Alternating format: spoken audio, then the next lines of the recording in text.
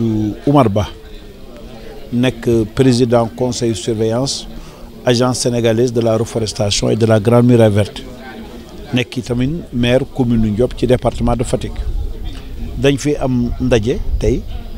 ndaje boobu li ko waral mooy FAO dafa am benn projet ba nga xamante ne da ko bëgg a yóbbu day jàppale Grande Muraille Verte dañ ko nag xaaj dafa am ay pàcc bi ba nga xamante ne moo ci intéressé Sénégal foofu la FAO di intervenir ci biir Sénégal mooy renforcement institutionnel lu structure ya nga xamante ne ñu ngi liggéey ci kaw ci biir Muraille Verte ci loolu la ñu ñëw tey nag woote ci Grande Muraille woote ko woote service technique yi fi nekk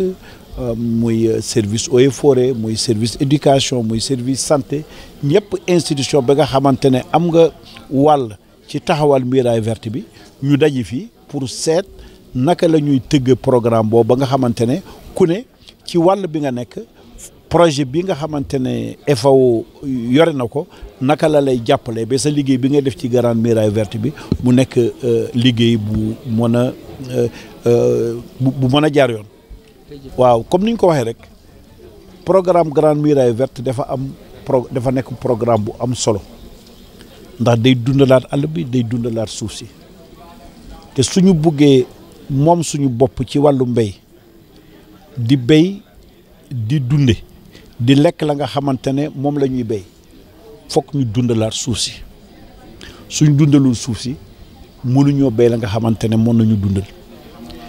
te soo xoolee pàcc boobu dafa nekk lu am solo ci biir programme commune yi ndax Grande Muraille Verte su amee ci biir commune yi lay traversé suñuy jëmbat ci biir commune la ñuy jëmbat kon nag programme Grande Muraille Verte bi ni ñu ko tëggee dañ ko war a lëkkale ak programme de développement communaux yi nga xamante ne moom la commune yi yore commune bu Grande Muraille bi traversé rek war nga am sa programme étalé sur 10 ans évaluable chaque année ñu ne at bii de commune bii nga nekk ba nga xamante ne Muraille Verte bi mu ngi koy traversé lii mooy suñu programme lii mooy suñu objectif moo tax ñu ne ci renforcement institutionnel bi nga xamante ne ñu ngi koy dëgmal ñu sóoraale ci communes yi ak agence bi yore aussi Grande Muraille Verte mu liggéey ak communes yi ndax commune bu ne am programme ba nga xamante ne moom pour l'essentiel day def rek benn liggéeyu coordination du superviser di évaluer plan d'action yi nga xamante ne moom la communes yi di yore puisque loolu day tax communes yi day yokk doole programme Grande Muraille ndax commune bu ci bokk di nga jël sa budget nga dugal ci biir mais également communes yi dañoo am possibilité wu mobiliser population yi à la base impliqué leen ci tabaxu Grande Muraille Verte loolu itam mu nekk pàcc bu am solo ba nga xamante ne communes yi mën nañ ko ci jouer. non dañoo def recommandation ba nga xamante ne tey soo gisee ñu toog fi association de maires yi toog fi dañuy waxtaan suñu paree nag ñu def benn rapport def benn programme ne lii waa Sénégal ndax Grande Muraille Verte dafa xam mooy programme ba nga xamante ne dëkk yu bëri ñoo ko sax donc nag ñun waa Sénégal suñu paree suñu réflexion bi tey dañuy wax waa FAO lii la ñu bëgg nii la ñu bëgg liggéey ba nga xamante ne da ngeen ñu ko war a jàppale lii lañ ci bëgg et lii la ñuy xaar ci yéen. man maa ngi tudd colonel Gora Diop maay directeur Grande Muraille Verte ci agence sénégalaise de la reforestation et de la Grande Muraille Verte comme ni ma ko waxee tey ji dañu nekk Thiès di continuer xalaat benn projet boo xam ni bu programme buy démarrer déwén incha allah ci fukki at mais pour juróom benn réew Sénégal Mali Burkina Niger Nigéria ak Tchad projet boobu dañoo am benn partenaire technique et financier bu ñuy wax FAO moo ñu si jàppale ci réflexion bi pour un montant global bu 180 millions de dollars 180 millions de dollars boo ko kii suñu xaalis day nekk 100 milliards de francs CFA mais projet bi dafa am ñetti partie première partie bi ni ma ko waxee ci tubaab léegi mooy ñu dundal suuf si wax naa leen ni perte annuelle ñàkk dund suuf si dee bi rek dina xañ Sénégal lu mat juróomi téeméeri milliards ak juróom fukk at bu nekk tey jii bu ñu demee ba mën a restaurer tool àll bi restaurer waa suuf si day yokk koom-koom Sénégal benn composante bi muy ñoo composante 2 moom la ñuy wax ci chaîne de valeur yi tey jii mooy par exemple boo waxee Grande Muraille Verte sa xel day dem ci werek ci olof mooy ñu gommier sa xel day dem ci sump sa xel dem ci sidéem tey jii yooyu day am ay yoo xam ne nii projet mën na ko jàppale pour que mu gën a damay rappeler toujours ni Sénégal dañuy fàtte ni les années 70 années 80 Sénégal mooy premier pays boo xam ni mooy producteur de gomme arabique au Sénégal tey jii mënuñu la wax Sénégal ban rang la jël. benn aspect bi ñuy tax tey ñu nekk si Thiès mooy composante 3 bi renforcement institutionnel c'est-à-dire que soxla nañu xam-xam soxla nañu plateforme soxla nañu ay indicateurs xam ba xam am soxla nañu am ay situation de référence tey jii ci la ñuy waxtaan boobu nag mooy ñi nga gis ci salle bi waa agriculture waa environnement waa ARD waa élevage waa médecine waa comment dire éducation nationale waa hydraulique ñun ñëpp ñu toog parce que système bi ñun ñëpp ñoo ko bokk ñoo ñëpp ñoo toog xalaat tey yan recommandation la ñuy def yan mën a indicateur lañ moo jël pour que bu ñu démarrer projet bi en janvier incha allah rabbi attente yi nga xam ne teg nañ ko ak yaakaar bi nga xam ne teg nañ ko yàlla may ko ñu gis ko incha allah rabbi. waaw taxawaayu FAO ci projet bi mooy dañuy jàppale Grande Muraille Verte pour mu def ay études xool lan mooy ay manquement ñu war ci indi ay solution ci tracé Grande Muraille Verte ci loolu FAO jël ay consultants ñu dem ci àll bi rencontrer partenaires yi service technique ak ñëpp pour ñu xool fan la jafe-jafe yi nekk ñu formuler ko def ko benn projet boobu nag bu yegsee day nekk benn projet bu mag boo xam ne day nekk financement bi day nekk à peu près 180 millions d'euros te si 180 millions de dollars yooyu 122 millions de dollars donc fonds climat lay jógee fonds vert climat donc mu war a nekk benn projet bu mag boo xam ne day nekk si fukk at ñu liggéey ko ak partenaires yëpp donc Grande Muraille nekk partenaire principal bi nga xam ne mooy jiite mbir mi FAO indil ko financement yi loolu mooy nekk taxawaayu FAO si biir projet Readiness bi. Oumar Ba, président du conseil de surveillance de l'agence sénégalaise de la reforestation et de la Grande Muraille Verte et par ailleurs maire de la commune de Ndiop. On est là ce matin dans le cadre d'un atelier de réflexion, un atelier d'échange, disons un atelier même de conception pour la mise en œuvre d'un projet de la Grande Muraille Verte. Dans les activités de la Grande Muraille Verte, il y a plusieurs acteurs et on se félicite aujourd'hui de l'implication de la FAO qui vient participer à ce que nous faisons pour porter un projet, la composante 3,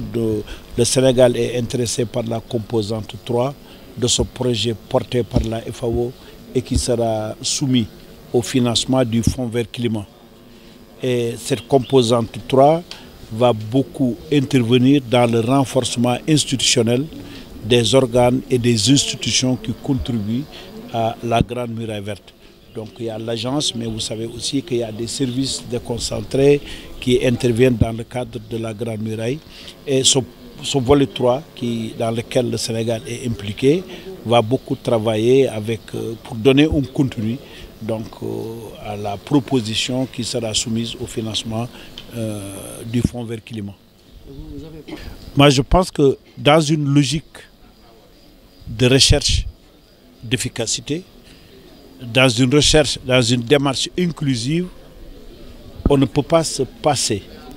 de l'implication des collectivités territoriales. Pour que qu'on puisse véritablement construire la Grande Muraille Verte et atteindre nos objectifs, il faut qu'il y ait un plan d'action territorialisé. Puisque la Grande Muraille Verte ne se construit pas en l'air, elle se construit sur des territoires. Et ces territoires sont des territoires organisés. Et c'est des territoires qui portent des projets de développement. La mission importante, en tout cas de ceux-là qui dirigent la Grande Muraille Verte, doit consister à voir comment articuler les objectifs de la Grande Muraille avec les plans de développement communaux conçus et mis en œuvre par les communes. Cela permettra de d'atteindre plusieurs objectifs. Le premier objectif, c'est la mobilisation des ressources. Une fois la commune, la collectivité territoriale impliquée, elle mettra des ressources. Pas seulement des ressources financières dans le cadre de son budget, mais également des ressources humaines, puisque le territoire, la commune, le département est plus outillé pour faire de la mobilisation populaire et impliquer donc les acteurs à la base dans le reboisement. Et je pense que si on pense qu'on peut construire la Grande Muraille Verte par un simple apport de ressources extérieures qui n'est pas bien articulé avec les acteurs locaux, je pense qu'il y aura beaucoup de pertes de temps et il y aura beaucoup de pertes de ressources. Toute l'ingénierie aujourd'hui doit consister à trouver les mécanismes par lesquels on peut territorialiser les objectifs de la Grande Muraille Verte en termes d'action et comment les articuler au plan de développement mis en œuvre par les communes traversées par la Grande Muraille Verte. Gora Diop, je suis le directeur de la Grande Muraille Verte au niveau de l'Agence sénégalaise de la reforestation et de la Grande Muraille Verte. Merci beaucoup. Comme on l'a dit dans les discours, nous sommes aujourd'hui à Thiès dans le cadre de la planification d'un grand projet, je pourrais même dire un programme qui concerne 6 pays, le Sénégal, le Niger, le Nigeria, le Burkina, le Mali et le Tchad, sur la résilience au niveau de la Grande Muraille Verte, avec l'accompagnement de la FAO qui a pu débloquer un financement au niveau du Fonds vert climat. Mais de façon spécifique, cette journée, nous allons réfléchir sur la composante 3. La composante 3, ça concerne le renforcement institutionnel au niveau de l'Agence panafricaine de la Grande Muraille Verte et des agences nationales pour prendre en compte la dimension climatique pendant ces 10 années. Je disais en salle que la Grande Muraille Verte, en tant que telle, est une vision. Donc la vision, c'est de créer des pôles de développement économique, social, environnemental. Donc dans un modèle de développement durable. Et un développement durable s'appuie sur 3 piliers, à savoir l'équité sociale, donc l'inclusion, et ça se traduit même au niveau de la composition des experts qui sont invités, mais aussi la viabilité économique, pour ne pas dire la compétitivité économique, mais aussi la prise en compte de cette dimension environnementale dans tout ce que nous faisons, parce que c'est dans un contexte de changement climatique et de lutte contre la désertification. Donc le représentant de la FAO l'a annoncé pour une enveloppe de 180 millions de dollars, qui en termes de CFA, pratiquement c'est 100 milliards de francs CFA pour 10 ans. Donc il va permettre de prendre en compte ces 3 composantes, la restauration des terres, parce que j'aime bien le rappeler, il y a une perte de 550 milliards de francs CFA due à la dégradation des terres au Sénégal. Et ça, ce n'est pas moi qui le dis, c'est une étude de l'Agence nationale de la démographie et des statistiques. Donc aujourd'hui, le premier aspect qui est la restauration des terres, donc ça va me permettre d'avoir des terres beaucoup plus productives. Mais le deuxième aspect, c'est la deuxième composante, c'est sur les chaînes de valeur. Je le rappelle tantôt, au niveau de la Grande Muraille Verte, c'est caractérisé par la gomme arabique, qu'on appelle Acacia Sénégal, c'est caractérisé par le soumpe, que vous connaissez, le Balanistes Ebchaka, c'est caractérisé par le CIDEM, le Suisse Mauricien. Et pour rappel, n'oublions pas que le Sénégal fut le premier producteur mondial de gomme arabique. Aujourd'hui, on ne sait pas quel rang occupe le Sénégal. Donc, on espère, avec cette deuxième composante, que le Sénégal va encore regagner sa place de leader au niveau de la production de gomme, mais au niveau aussi de la transformation du soumpe et au niveau aussi de la transformation du CIDEM. L'autre aspect, la dernière composante, c'est la composante de renforcement institutionnel. Nous avons besoin d'avoir des plateformes qui nous permettent de se réunir, d'avoir des plateformes de suivi, d'avoir des plateformes d'indicateurs. Je l'ai dit tantôt, on est dans un pays en développement, on gère la rareté des ressources, donc ce qui va nous permettre, cette composante, de mutualiser nos moyens et nos efforts. Merci, moi c'est Mignan Sarr, je suis le coordinateur du projet Action contre la désertification et je représente le représentant au sein de cette réunion.